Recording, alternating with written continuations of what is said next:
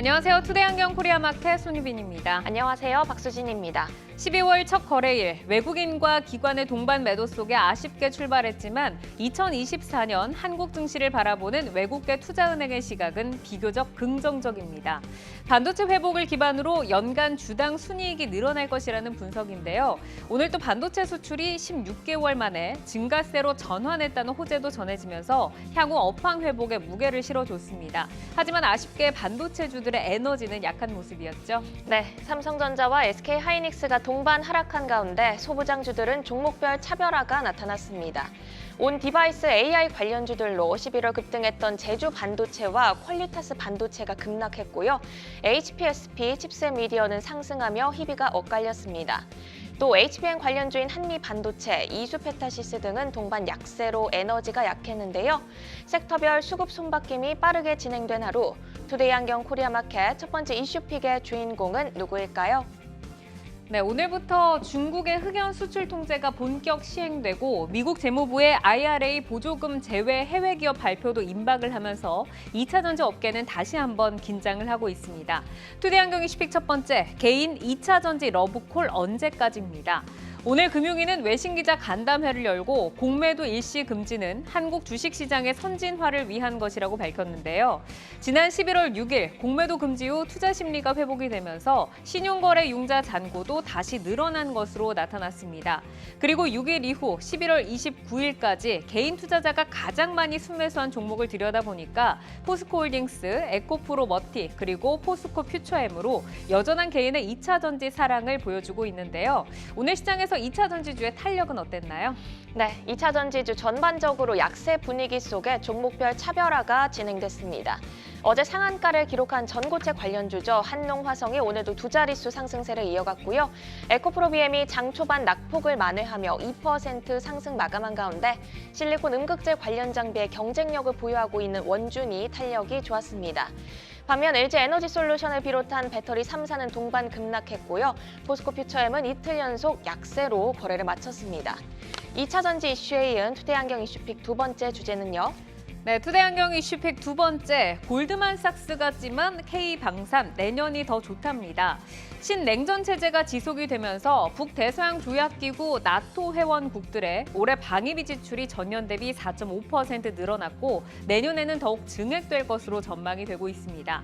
나토 회원국을 중심으로 국방비 예산이 크게 증가를 하면서 K방산 기업은 또 한 번의 퀀텀 점프를 기대하는 모습인데요.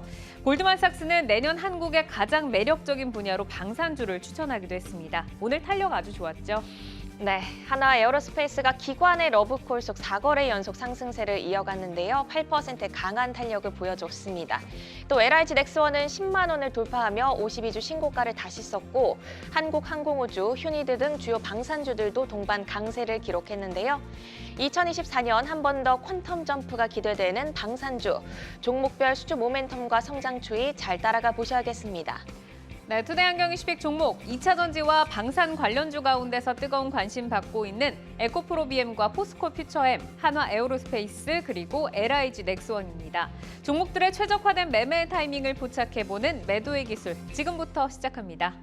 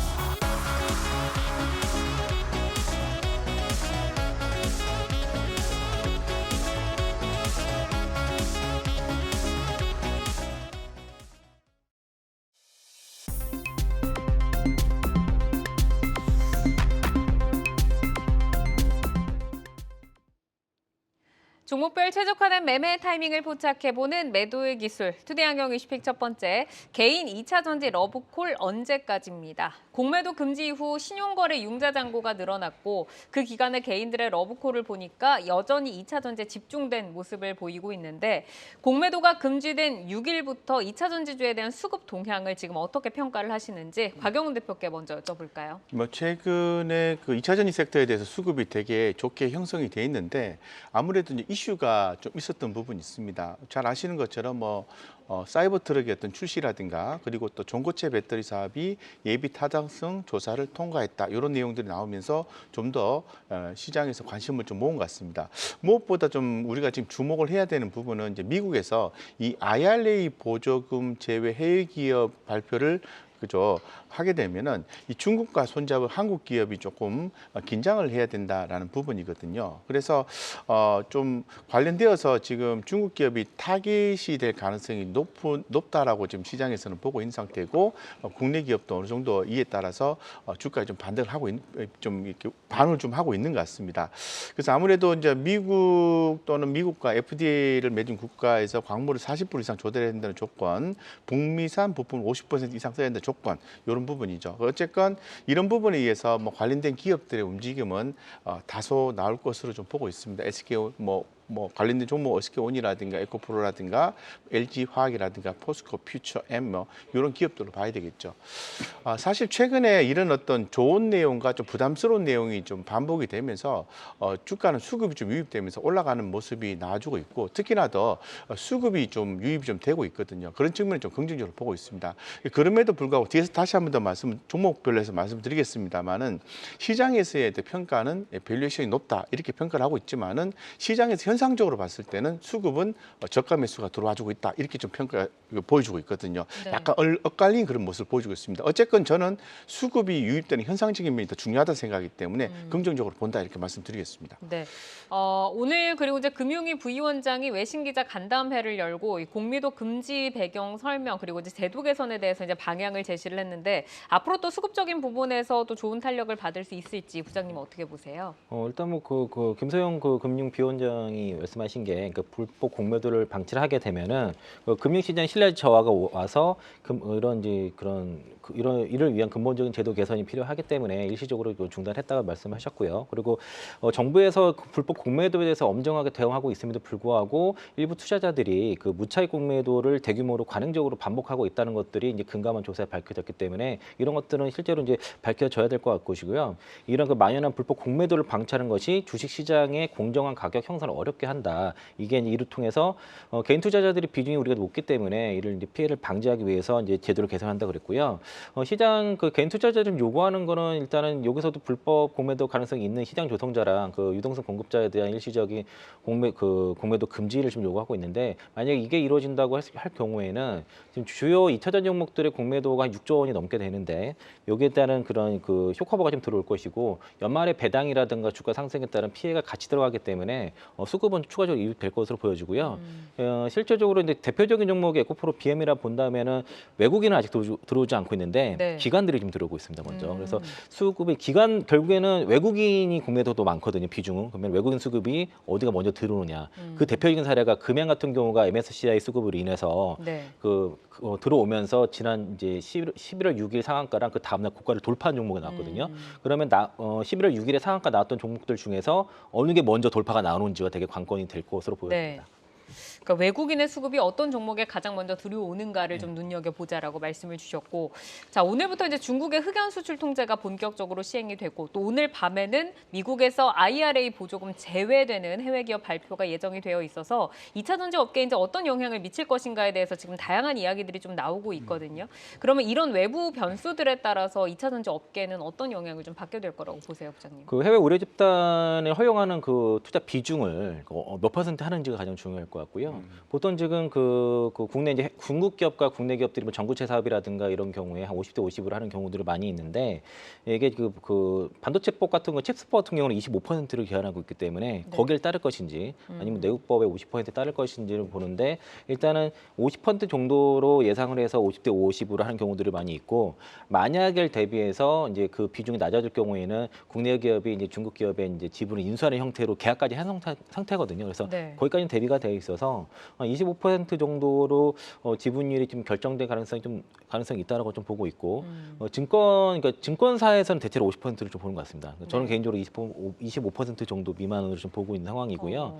그 옐런 재무부 장관이 이제 중국에 대한 원자재 의존도가 높아서는 안 된다고 또 강조한 바 있기 때문에 쉽게 이렇게 너무 이렇게 중국 자본을 허용하는 쪽으로 가지 않을 것 같다라는 것이고 이럴 경우에는 일부 이제 그 어떤 비용에 대한 부담이 있겠지만은 이제 중국과 조인트 벤처를 하지 않은 단독으로 공장을 짓는 예를 들면 이제 에코프로 BM이라든가 에코프로 머티리얼즈, 에코프로 그룹즈라든가 LNF 같은 경우가 이제 전구체 공장을 직접 짓겠다는 거고요. 그리고 코스모 흰소재도 자체적으로 전구체 공장을 했기 때문에 이렇게 지분 투자가 되지 않는 조인트 벤처를 않는 기업들에 대한 가치가 좀 부각될 수 있다고 보고 있습니다. 네. 지금 이제 2차 전지에 관련해서 저희가 이제 에코프로 BM과 포스코 퓨처엠 두 분의 의견을 오늘 여쭤보려고 하는데 지금 이제 두 분의 사인을 보니까 이 종목들에 대해서는 다 전진을 해도 된다라는 이제 고 사인을 주셨거든요.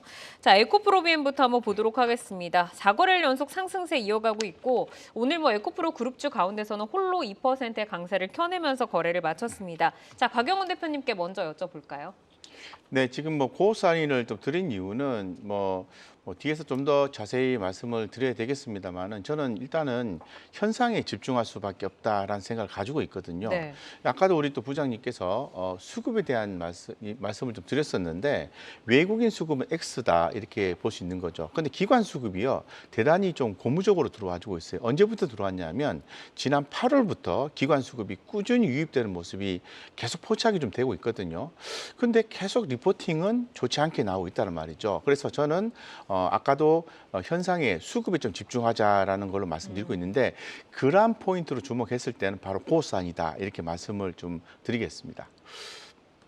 네, 지금 보니까 기관 순매수 상위 1위 종목으로도 오늘 또 이름을 올렸는데 지금 이제 에코프로 BM이 리튬 가격 하락 그리고 내년에 고객사 수요 둔화라던가 이런 불확실성이 있어서 최근에 이제 증권가의 눈높이가 지금 잇따라 하향이 되고 있습니다. 자, 실적에 대한 우려가 이제는 다 모두가 알고 있기는 하지만 네. 실적 저점의 시기는 언제쯤으로 좀 판단을 하시는지 그리고 이제 실적이 좀 정상화되기 전까지는 어떤 모멘텀을 조금 기대를 해볼 수 있을까요? 11월달 수출 데이터 보니까 양극재 종목들 수출 데이터가 좋지는 않은데 이게 NCA랑 NCM을 합산하면 안 되고요. 네. NCA랑 NCM을 구분해야 되는 게 에코프로 BM의 매출 비중이 NCA가 65%고 나머지가 NCM 쪽인데 11월달에 NCA 수출 금액이 그 전년 동월 대비 7% 증가 나왔고요. 증가. 전월 대비해서도 26% 어. 금액이 증가했습니다. 그러니까 네. 에코프로 BM의 NCA 비중이 높기 때문에 생각보다 이제 4분기 어쨌든 3분기보다는 4분기 떨어지긴 하겠지만은 네. 4분기가 실적 저점 가능 상당히 있다라고 볼 수 있겠고요.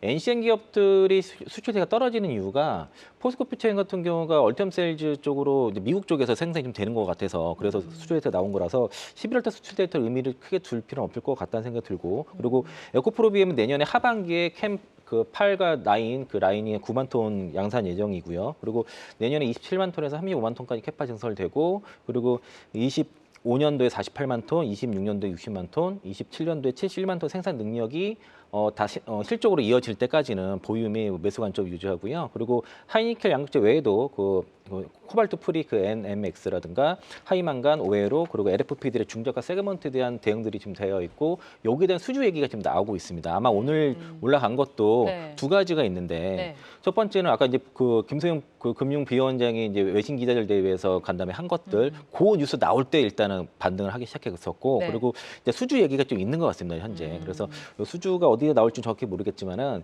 에코프로 비행 같은 경우에는 어쨌든 에코프로 머티리얼들 포함해서 스크로즈 루프 에코시스템을 통한 원가 경영이 가장 강력하기 때문에 오늘 밤에 이제 있을 이제 그 미국에서 그 해외 우려 집단 얘기 그 확정이 되게 나면은 가장 가치가 부각될 기업으로 보고 있습니다. 네, 그러니까 오늘 이제 이렇게 상승이 나온 게 또 수주설이 돌고 있다라는 부분까지 좀 말씀을 해주셨는데, 자 에코프로 BM의 지금 주가를 보면은 지난 이제 11월 들어서만 이렇게 상승을 40% 가까이 하기는 했지만 7월 고점 대비해서는 지금 그래도 거의 반토막 수준이긴 하거든요. 지금 두 분 다 이제 좋은 뷰를 주고 계시는데 연말에 포트를 이거를 뭐 좀 정비를 해야 될까요? 아니면은 그냥 가지고 계신 분들은 홀딩을 하면서 버텨야 될지 대표님은 어떻게 보세요? 아까 말씀드린 것처럼 뭐 3분기에서 4분기도 실적이 좀 저조하고 내년에도 좀 부진할 거다라고 보고는 있습니다만은 현재 이제 보유자의 관점에서 봤을 때는 매도할 이유는 없다 이렇게 말씀을 드리고 싶어요. 네. 그래서 지금 에코프로 BM에 대해서 보유자는 그대로 보유하는 게 맞고, 근데 지금 계속해서 이제 그 실적 감소에 따른 이제 고평가에 대한 내용이 계속 유지가 좀 되고 있는 그런 상황이거든요. 그렇다면은 우리가 언제쯤에 더 사야 되느냐 이런 고민을 계속 하면서 계속 좀 그 추세 대응을 좀 해봐야 됩니다. 그래서 시장에서 실적 개선으로 이야기가 긍정적으로 바뀌는 시점에 차트 관계없이 네. 그때부터 좀 사들어가면 되지 않을까 싶고요. 신규로 만약에 매수하시는 분이 있다면은 1차 매수 정도는 저는 뭐 한 4번 정도 매수하는 분기 단위로서 한다 그러면 4번 정도 매수잖아요. 분기 단위로서 1차 정도는 충분히 매수가 가능하다라고 좀 보고 있습니다. 그러니까 우선은 지금 이제 비중을 늘려가는 시점을 실적 기대감이 솔솔 좀 피어오를 때 그쯤에 좀 비중을 늘려보는 전략으로 주셨고 홀딩 사인 주셨습니다. 자, 이어서 포스코퓨처엠 넘어가 보겠습니다. 이 거래일 연속 약세 지속을 하고 있고 오늘도 3% 밀리면서 거래를 마쳤는데 이창환 부장님께 포스코퓨처엠에 대한 뷰 먼저 여쭤볼까요? 4분기 실적 여전히 부진할 것 같은데 네. 특히 이제 NCM 수출 데이터가 확연히 지금 주로 안 좋고요. 그리고 포스코퓨처에 있는 쪽의 지역의 NCM 수출이 뭐 말도 안 되게 줄어 있는데 이게 이제 얼티엔센지 영향이 있는 것 같습니다. 그 네. 북미 쪽에서 대신 생산이 되면서 일부 대체를 한 것 같고 지금 중국에서 흑연 수출 통제가 오늘부터 시작이 됐는데 네. 어쨌든 국내에서 유일하게 응급제를 생산하는 기업이라는 거에 대한 프리미엄 분명히 있고요. 단결적 양극재가 지금 아주 수율이 좀 잘 안 나오는 편인데 어쨌든 이게 지금 출하량이 상승하면서 외형 성장을 지속하고 있고 내년도에 이제 그 공장 완공이 된다 그러면은 이거 단결적 양극재에 대한 수율에 대한 부분은 완화가 될 것으로 생각이 들고 네. 포스코퓨처엠 어쨌든 간에 그 포스코 그룹의 적극적인 수직 계열의 최종 수혜라고 보시면 되겠습니다. 포스코홀딩스가 광물 쪽에서 수직 계열을 하게 되면은 이 최종적인 원가라든가 수혜는 포스코퓨처엠이 될 것이고요. 에코프롬 비행과 마찬가지로 단결적 양극재 외에도 그 고전화 미드니켈이라든가 LFP에 대해서 지금 수주 기대감이 여전히 있고 또 수주 잔고가 100조 원이 넘습니다. 어쨌든 지금 수주 잔고는 양극재 기업에서 제일 많은 상황이고 네. 2030년까지 이제 100만 톤 캐파 구축인데 요게 이제 15만 톤 LFP 배터리로 될 거기 때문에 이런 그 캐파까지는 아직은 그 주가에 다 반영되지 않기 때문에 그 기준으로 봤을 때는 아직은 저평가다라고 말씀드리겠습니다. 네, 지금 이제 중국의 흑연 수출 통제와 관련해서 어쨌든 이제 포스코퓨처엠에는 오히려 이제 프리미엄을 받을 수 있는 요소가 장기적으로는 될 것이다라고 좀 짚어주셨는데 뭐 이 부분과 더불어서 뭐 뷰 함께 좀 들어볼까요, 가경 대표님께서? 네, 뭐 지금 포스코퓨처엠 같은 경우에는 에코프로 BM에 대해 비교를 했을 때는 뷰 자체는 더 좋습니다. 좋은 상태고 오늘 계속해서 제가 이제 수급에 대한 부분을 좀 말씀을 드리고 있는데 네. 포스코퓨처엠은 지난 이번 달이죠. 이제 벌써 12월인데 전달이 되겠네요. 12월 달부터 기관들이 수급이 본격적으로 유입이 되기 시작했어요. 네. 그래서 좀 뭐 의외로 좀 뷰가 좀 안 좋게 이렇게 계속 리포팅이 되고 있는 에코프로 BM은 8월 달부터 수급이 들어오고 기관들이 참 포스코퓨처엠 같은 경우 11월 달부터 들어온 게 상당히 좀 의아하다라는 생각을 좀 가지고 있습니다. 어쨌건 현재로서는 이 수급적인 측면에서는 당연히 접근이 가능하다라고 좀 말씀드리고 싶습니다. 네. 그러면 이제 주가적인 전략을 좀 여쭤보겠는데 뭐 이창환 부장께서는 뭐 최근에 그 에코프로머티에도 뭐 한 10조 정도의 뷰를 주셨었는데 이제 진짜로 좀 상승이 나왔었고 이제 포스코퓨처엠도 어느 정도의 전략을 주실지 좀 궁금하실 것 같은데 어느 정도나 좀 가격을 보고 가야 할지 포트 비중은 얼마나 좀 담는 게 좋을까요? 지금 보유하신 분들만 홀딩 하시고요. 네. 신금 해석 관점에서는 양극재를 비교하게 되면은 에코프로 BM이라든가 포스코퓨처엠에 비해서는 밸류가 좀 더 비싸다고 보고 있습니다. 그래서 굳이 이거 얘를 포스코퓨처엠에 신규로 접근하기보다는 계신 분들 갖고 계신 분들이라든가 좀 단가 비중 적은데 네. 뭐 10에서 10% 이하인데 좀 물타기 하고 싶다 하는 정도는 괜찮다는데 선택하면 저는 에코프로 BM이나 코스모 흰소재를 매수를 할 것 같고요. 가지고 보유 관점에 의견 드리겠고 그리고 어쨌든 그 이유는 어쨌든 업사이드가 그 양극재 중에서는 가장 적다라고 좀 판단을 하기 때문이고요. 다만 목표 주가는 전고점 그 그러니까 하나증권이 목표가 65만 원이라서 그 정도 드리도록 하겠습니다. 네, 그러니까 갖고 계신 분들은 홀딩 사인이기는 하지만 신규 진입이라고 한다면 2차 전지에서는 굳이 이 종목보다는 뭐 에코프로 BM이나 아니면 코스모 신소재 쪽으로 좀 결정을 해보자라고 좀 말씀 주셨습니다. 자, 이어서 방산으로 넘어가겠습니다.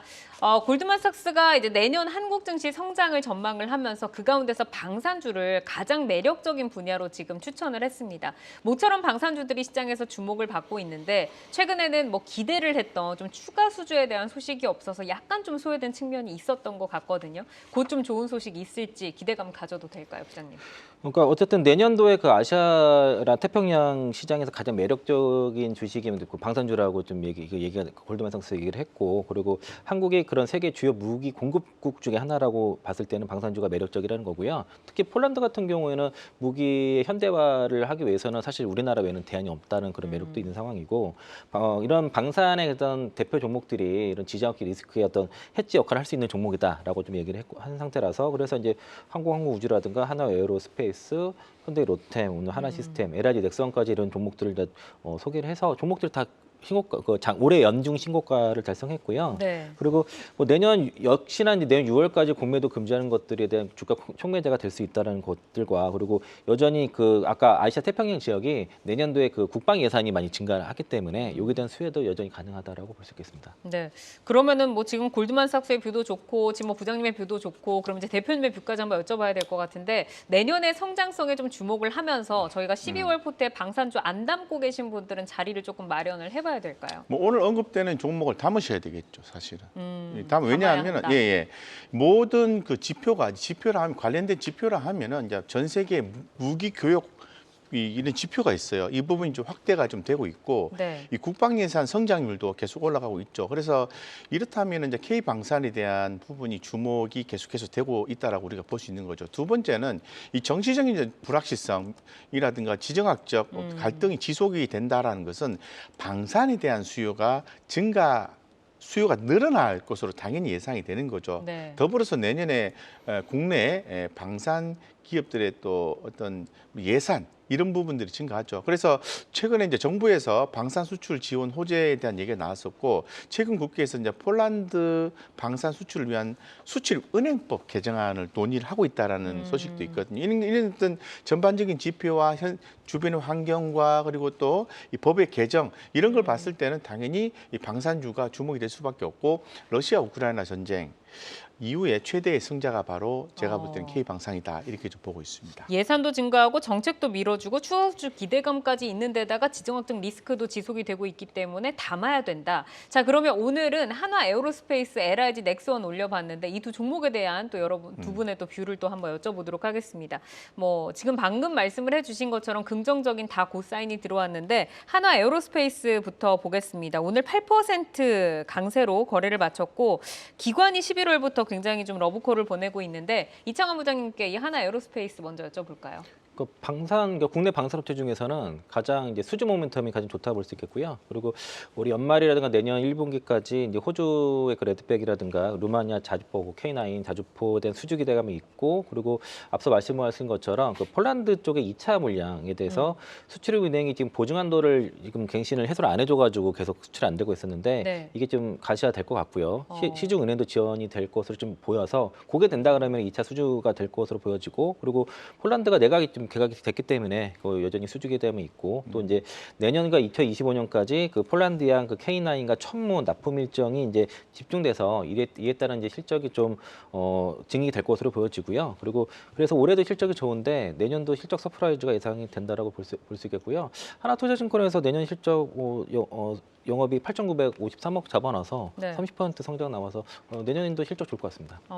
뭐 한화 에어로스페이스 하면은 모두 다 좋은 뷰를 뭐 보내주고 계신데, 뭐 이게 여기다가 방산에다가 또 우주 산업까지 이제 더해지면서 뭐 SK증권에서는 거를 타선이 없는 비즈니스 모델이다라는 이야기를 또 표현을 쓰기도 했습니다. 앞으로 좀 수주 모멘텀을 이제 갖고 있는 데다가 성장 스토리까지 입혀진 것 같은데, 이 부분에 대해서 대표님은 어떤 뷰로 좀 보고 계실까요? 네, 방금 전에 말씀하신 것처럼 올해 같은 경우에는 이제 수주에 대한 모멘텀으로 주가가 올라갔다가 하면은 네. 이미 다 말씀드렸습니다만은 내년 같은 경우는 수주 플러스 실적이 나온다는 거예요. 그래서 수주와 실적 같이 나온다라는 거기 때문에 주가는 올라갈 수밖에 없는 거고 제가 아까 포트에 담는다면 오늘 언급드린 종목을 담아야 됩니다라고 했는데 네. 뭐 뒤에도 하나 더 나오겠지만 한화 에어로스페이스 담아야 된다 이런 생각을 많이 가지고 있습니다. 이 방산주 가운데서는 거의 탑픽이신가요? 네, 저는 그렇게 좀 보고 있습니다. 네, 알겠습니다. 지금 한화 에어로스페이스가 연고점까지 지금 10% 정도 이제 남은 위치인데 뭐 오래 보유하신 분들은 이제 뭐 대부분 수익권 이실되고 지금 안 담으신 분들은 이제 담아야 된다라고 두 분 모두 말씀을 해주셨는데 신규 편입의 위치로도 지금 주가 괜찮을까요, 부장님? 뭐 저는 뭐 신규 편입은 그냥 뭐 패스하고요. 네. 가지고 계신 분들은 좀 더 가져가는 전략을 일단 말씀드리겠고요. 이게 어. 이제 그런 이유가 11월 달에 증권사 리포트를 제가 체크를 쭉 해보니까 목표가가 하단이 13만 원이고 상단이 18만 원이더라고요. 근데 네. 오늘 14만 6천 원이니까 하단은 일단 넘어갔죠. 그리고 또 평균이 14만 8천 원 정도 되면 대략 15만 원 정도 목표가 잡으면 될 거다 싶은데 또 공교롭게도 전고점이 15만 1천 원이라서 네. 그러면은 가지고 계신 분들 추가 상승 나올 때 절반 정도 차익하고 나머지 좀 더 수익률 극대화하는 전략이 맞지 않을까라는 생각이 들고요. 매수는 조정 때 해야죠. 조정 시 적당히 조정 나올 때 이평 이격 줄고 한 21선 조정 들어오면 그때 해도 충분할 거라 보고 있습니다. 그러니까 증권사 목표가 하단은 넘어서긴 했지만 이제는 탄력이 조금 둔화될 수 있는 구간이니까 지금보다는 좀 조정 나올 때 담자. 네. 자, 그럼 이제 LIG 넥스원도 보도록 하겠습니다. 이번 주에 뭐 모두 빨간불을 켜내면서 오늘도 좋은 흐름을 보여줬는데 자, 곽영훈 대표님께 또 들어볼게요. LIG 넥스원은 어떻게 보실까요? 역시 뭐 포인트는 수주죠, 수주. 그래서 뭐 3분기 수주 잔고가 12조 원 정도 되는데 연말 기준 최소 14조 원으로 껑충 예상이 뛰어오른 예상이 된다는 거죠. 그래서 이 3분기 실적 자체가 컨센서스를 다소 소폭 좀 하회를 했습니다만은 이 부분은 이제 충당금리 일회성 비용이 반영이 되었다라고 해석하시면 되고요. 이 4분기 때는 이연된 매출 인식과 사우디 수주 모멘텀이 남아 있기 때문에 3분기 실적을 기점으로 해서 수급이 들어오고 있는 것으로 파악이 되고 있습니다. 따라서 LIG 넥스원도 한화 에어로스페이스와 더불어서 이 방산주 쪽에서는 꼭 보셔야 되는 종목이다 이렇게 말씀드리겠습니다. 네, 뭐 LIG 넥스원 같은 경우는 이번 주에 방위사업청과 공급 계약 소식이 있었고, 뭐 이스라엘 사태 이후로는 또 유도목에 대한 성장성 주목을 받았는데 항상 이제 천궁 수출에 대한 그 주목이 있잖아요. 지금 연말에 사우디 향의 천궁 수출 기대감 좀 있더라고요. 이 부분 좀 모멘텀 되어줄 수 있을까요, 부장님? 그러니까 천궁이라는 게 그 한국형 미사일 방어체계에 들어가는 핵심 무기거든요. 네. 패트리어트 미사일과 좀 비슷하다 볼 수 있는데 패트리어트 미사일이 뭐 한 기당 50억 정도 되면은 그 천궁 같은 경우는 17억 정도 돼서 가격에 대한 메리트가 있고요. 그리고 납기가 좀 빠릅니다 이게. 그래서 이제 아마 그 LN 넥서나 같은 경우에는 그 사우디양의 그 천궁 수출이 대략 지금 3조에서 5조 얘기 나와서 보통 한 4조 정도 잡고 있는데 이게 연말에 될지 아니면 내년에 될지 좀 미지수지만은 네. 일단 수주는 확실히 될 거다. 또 UAE 쪽에 4조 정도 수주했던 그 경이력이 있는 상황이고 가격적 매력이 있어서 수주는 될 건데 이게 연말이냐 내년이냐 요 차인 것 같고요. 그리고 그 어쨌든 수출의 협상이 막바지라는 것들을 봤을 때는 조만간 좋은 소식 나올 거라 보고 있는데 제가 이 종목을 우리 코너에서 했던 종목이거든요. 네. 그래서 그때 목표가 제 기억에 한 계산해보면 한 10만 5천 원 줬을 거로. 거의 다 왔네요. 네, 거의 다 왔던 걸로 이게 네. 몇 달, 한 두 달 된 걸로 알고 있는데 그래서 얼마 안 남아서 그래서 가지고 계신 분들 어떤 뭐 10만 5천 원, 11만 이렇게 한번 트라이 해보는 정도로 대응하시면 될 것 같고 그러니까 조정 들어오면은 매수인데 일단 영수 떠서 이게 좀 벌어졌으니까 홀딩하는 전략으로 얘기드리겠습니다. 알겠습니다. 오늘 이제 신고가를 돌파하고 좀 윗꼬리를 좀 달았는데 여기에서는 이제 탄력이 조금 둔화될 수 있는 구간 정도로 좀 정리를 해보겠습니다. 자, 오늘 에코프로비엠과 포스코퓨처엠, 하나 에어로스페이스 그리고 LIG 넥스원까지 정리를 해드렸는데 현재 주가와 모멘텀을 기준으로 매매 포인트 제시를 해드리기 때문에 시장이 변화하면 전략도 변동 가능한 점 기억을 해주시고요. 계속해서 이슈 모멘텀 팔로우하면서 여러분의 전략 체크해드리겠습니다.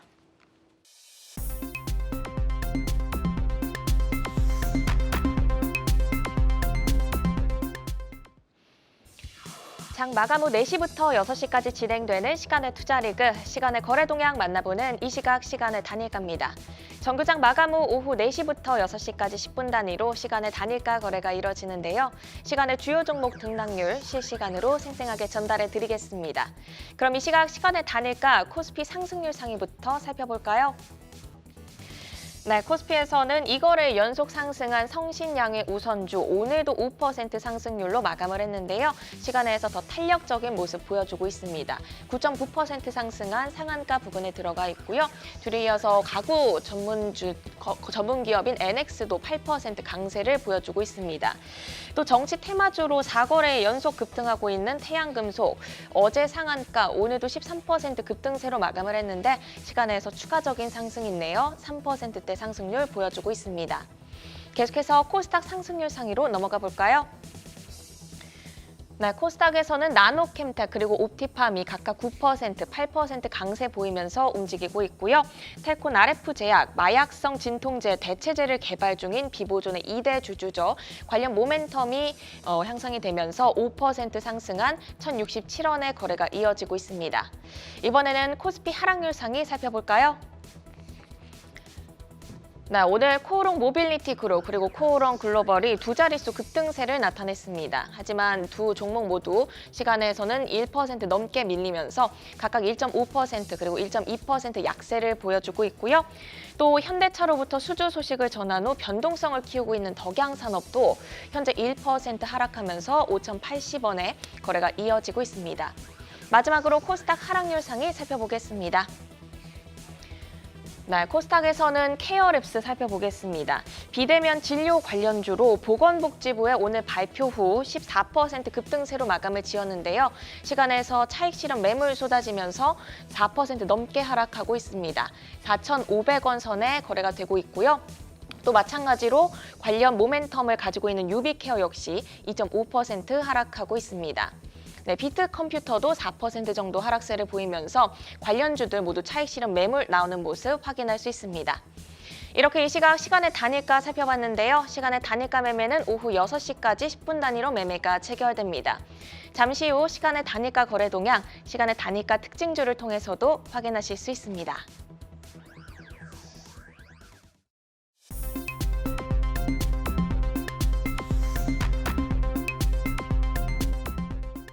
다양하게 부각되는 이슈와 모멘텀 속에서 연속성 있는 재료로 우상향할 주인공 누가 될까요? 주도주로 떠오르게 될 종목을 미리 만나보는 라이징 스탁입니다.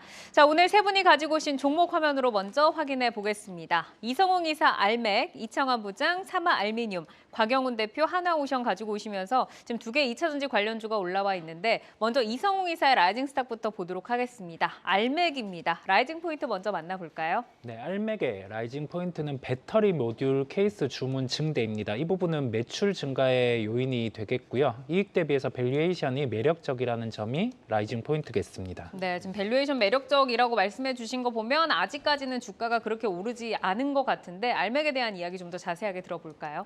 우리가 신규 상장주는 체크해 볼 포인트가 이제 보유예수 같은 경우가 보통 15일, 1개월, 3개월, 6개월 이렇게 걸려 있습니다. 그런데 이제 상장한 지 보유예수 부분 같은 경우는 3개월 이후가 지나간 모습이고요.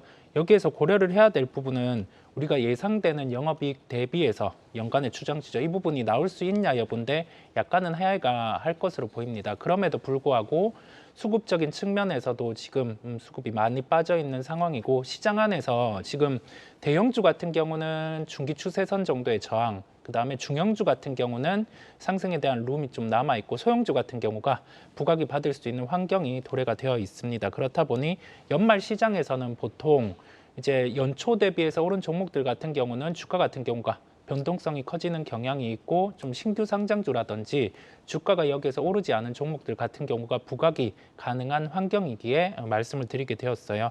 매출의 53%가 배터리 모듈 케이스에서 발생을 합니다. LG에너지솔루션, 그다음에 SK온향으로 발생을 하고요. 여기에 추가로 전기차 부분의 플랫폼 프레임 매출 같은 경우가 이제는 확대가 가능할 것으로 보여요. 그렇다 보니 올해 예상되는 영업이익은 266억 정도인데 230억 정도는 달성이 가능할 것으로 보입니다. 그렇다 보니 밸류에이션을 대입을 해보면 시가총액 기준으로 봤을 때도 상승의 룸이 남아있다는 점에서 오늘 말씀드리게 되었습니다. 네, 지금 시장에 전반적으로 올라온 종목에 이제 이익을 실현하고 아직 오르지 않은 중소형주 위주로 수급이 몰릴 좀 분위기다라고 좀 말씀을 주셨는데, 자, 그 가운데서 그러면 알맥을 본다고 하면 지금 바로 진입을 해서 이제 주가 전략을 좀 노려봐도 될까요? 매수가는 현재가에서 일부 조정 가격을 받습니다. 이제 뭐 짧게 한 2거래일 정도는 상승을 한 상황이긴 한데 뭐 조정이 나온다고 하면 접근이 가능하다는 점을 말씀을 드리겠고요. 가격 같은 경우는 매수가는 한 48,000원 정도를 제시를 해드립니다. 현재가에서 일부 이평이 붙는 흐름이 나오면 네. 충분히 가능할 것으로 보이고요. 목표가는 53,000원을 제시를 합니다. 여기에서 올해 발생 가능한 이익을 대입했을 때와 함께 기술적인 반등도 가능한 구간을 대입을 했습니다. 손절가는 43,000원인데 이 가격은 전 저점 부근입니다. 그렇다 보니 뭐 도달 가능성은 낮을 것으로 보이고 목표가에 대한 부분을 열고 보시면 되겠습니다. 네, 살짝 시장이 조정을 줄 때 48,000원 진입을 해서 10% 정도의 업사이드 노려보는 전략 주셨습니다.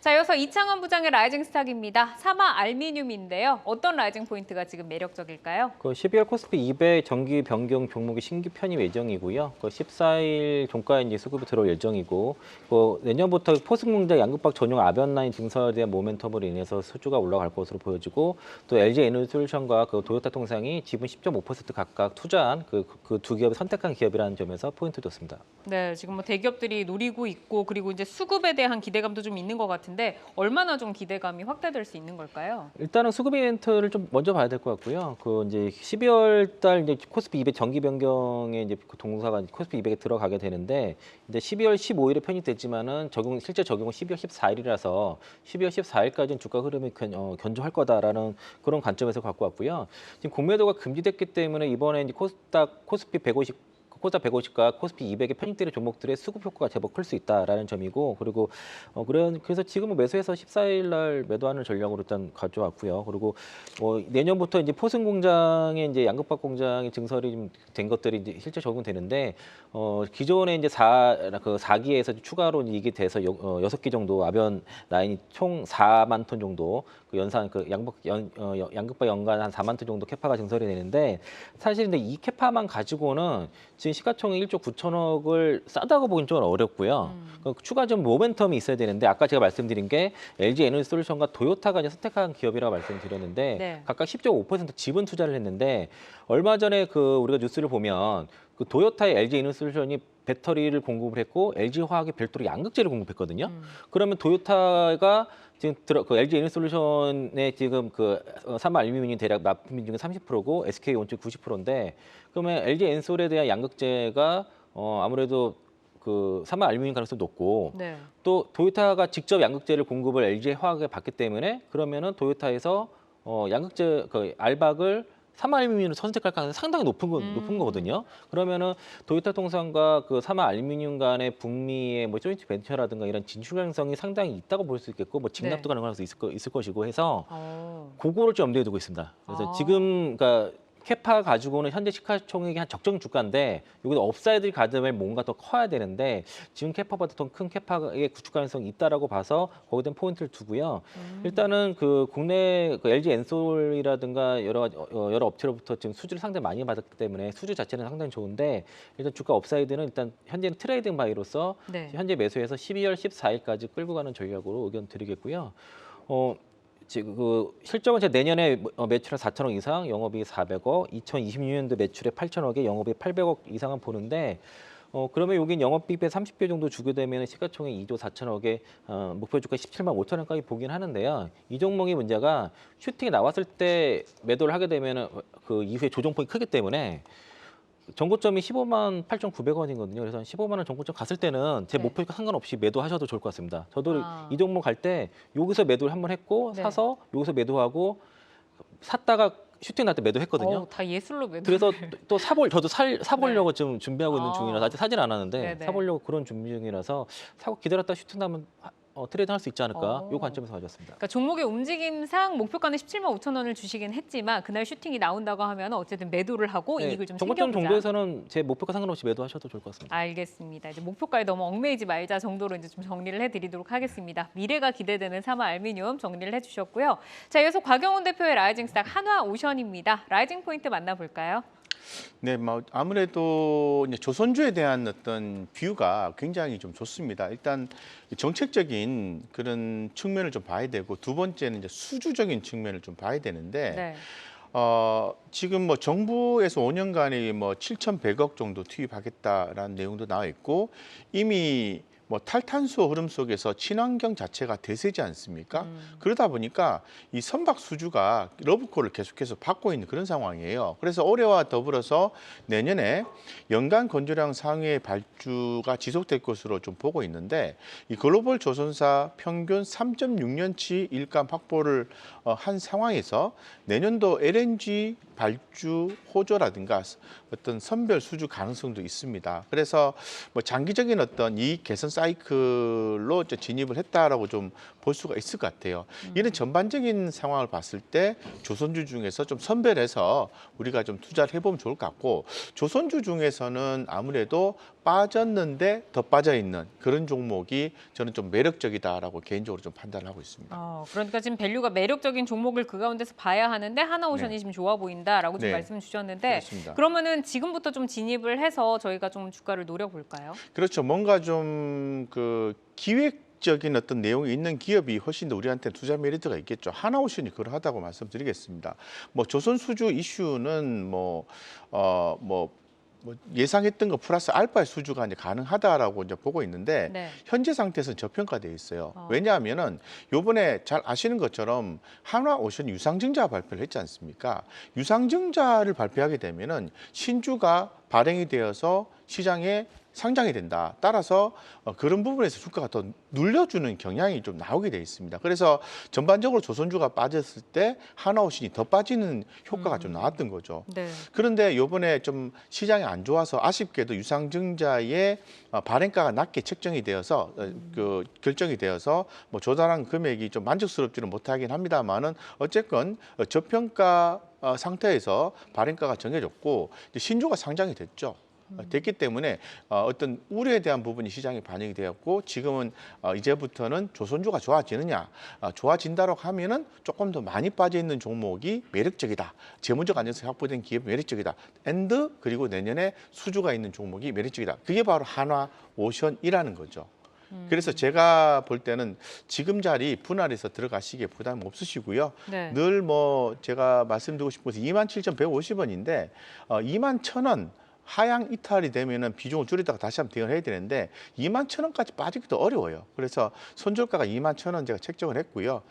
목표가는 1차적으로 35,000원 말씀드렸는데 35,000원 돌파하게 되면은 추가적으로 추세 대응하셔도 좋다 이렇게 말씀을 드리고 싶습니다. 네, 그러니까 조선주가 전반적으로 앞으로 더 좋아질 일만 남아 있기 때문에 뭐 유상증자 등의 노이즈로 지금 주가가 더 하락을 한 지금 하나오션을 좀 잡아보자라고 말씀을 주셨습니다. 자, 오늘 이렇게 좀 정리를 해보고요. 내용들 잘 참고를 해보시기를 바라겠습니다. 오늘 함께해 주신 이창환 하이투자증권 강북 WM센터 영업부장, 곽영훈 주식투자연구소 대표 여기서 인사드리겠습니다. 좋은 말씀 고맙습니다.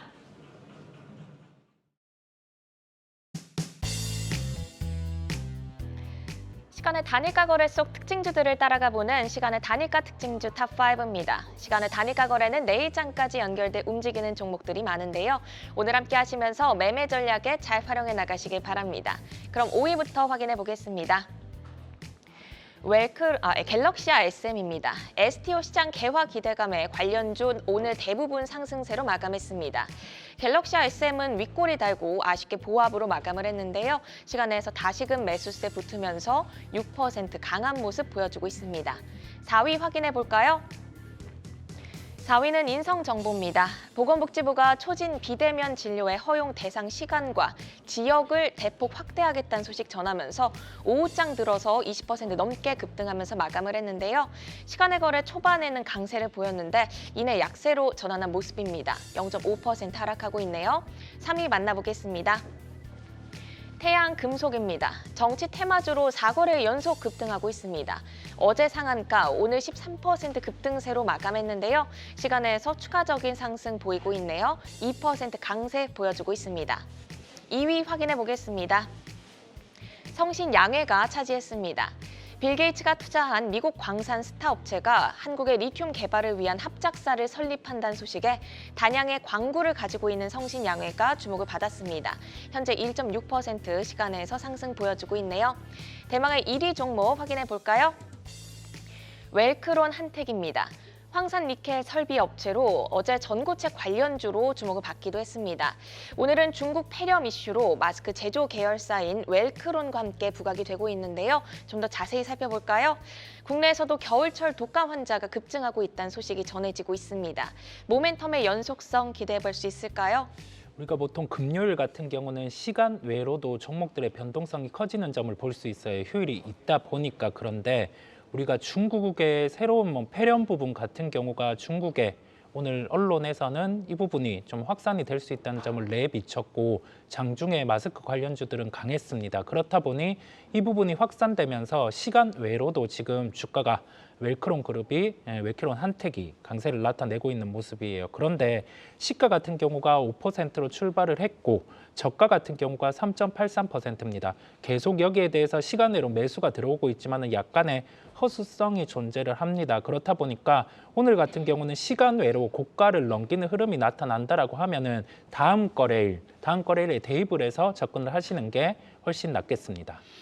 네, 이어서 4위 인성정보 보겠습니다. 15일부터 야간 휴일에 전국민 비대면 초진 허용 소식에 정규장에서 21% 급등에 이어서 시간외에서 초반에는 강하게 치고 나갔거든요. 하지만 인성정보를 비롯한 비트컴퓨터 그리고 케어랩스 등 다른 관련주들 현재 하락 전환을 했는데 주가 전망 어떻게 보실까요?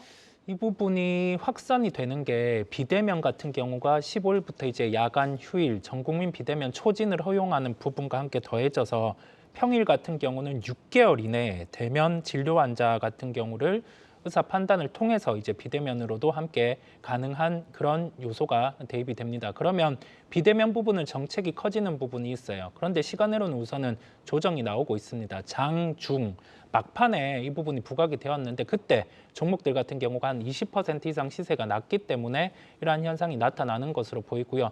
시간차를 두고 다음 주에 또 모멘텀이 부각 가능할 것 같아요. 시작이 이제 15일이다 보니까 당장 다음 주 아니더라도 좀 시간차를 두고 이 재료 같은 경우는 반영이 될 수 있기 때문에 시간의 급한 매수보다 이 15일 정도의 기일이 다가왔을 때 접근을 해보시는 것도 하나의 방법이겠습니다.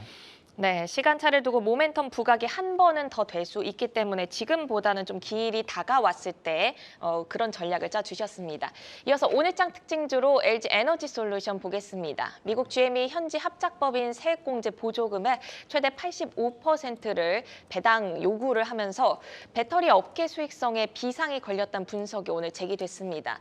이에 LG 엔솔이 5% 약세를 보였고요. 배터리 3사도 동반 급락을 했습니다. 이번 파장은 어디까지 이어질 거로 보실까요? 우리가 과거에 파나소닉 같은 경우도 테슬라와 이런 일이 있었습니다. 그때 같은 경우가 이제 계약서 부분은 없었기 때문에 다시 주가 같은 경우가 반등이 나왔었어요.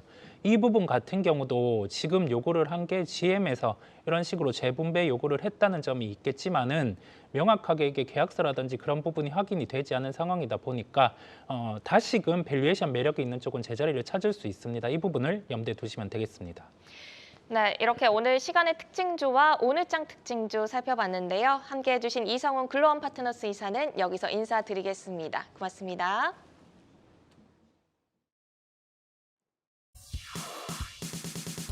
글로벌 증시 브리핑 전해드립니다. 오늘 중화권 지수 혼조세 보여집니다. 상해 지수 강보합권에서 마감을 하면서 3천선을 지켜내는 모습이었고요. 선전은 0.07% 하락 마감, 그리고 마감을 앞두고 항생 지수는 현재 1% 넘게 내림세 보여주고 있습니다. 9월까지 상승세를 보였던 중국의 제조업 PMI가 10월과 11일 모두 기준치 50 아래로 떨어지면서 경기 수축 국면이 이어졌습니다. 그래도 중국은 여전히 경기 회복에 대해 자신감을 보이고 있는데요. 중국인민은행 총재는 성장을 위해 인프라와 부동산에 대한 의존도를 낮추기 위한 구조 개혁을 촉구했다고 밝혔습니다. 이어서 나스닥 선물지수 체크해보도록 하겠습니다. 이 시각 현재 0.19%로 약보합권에서 움직이고 있습니다. 미국은 CPI에 이어서 미 연준이 선호하는 물가 지표죠. PCE도 둔화 신호를 보낸 가운데 시장에서는 연준이 내년에 5차례 금리를 인하할 걸로 보고 있습니다. 인플레이션이 꾸준히 하락하고 있는 데 비해 실업수당 청구 건수가 올라가고 있기 때문인데요. 이에 따라 연준의 금리 인하에 대한 기대가 더욱 높아지고 있습니다. 다음 주 챙겨야 할 발표들이 많습니다. 당장 월요일에는 한국의 11월 수출입 지표와 미국의 11월 고용 보고서가 발표되고요. 그 외로도 미국의 11월 ISM 서비스업 등 다양한 지표가 발표되니 체크해 보시면 좋겠습니다. 지금까지 글로벌 증시 브리핑 이마영이었습니다. 네, 이번 한 주도 고생 많으셨습니다. 이번 주 저희가 준비한 소식은 여기까지입니다. 오늘도 함께해 주신 여러분 고맙습니다.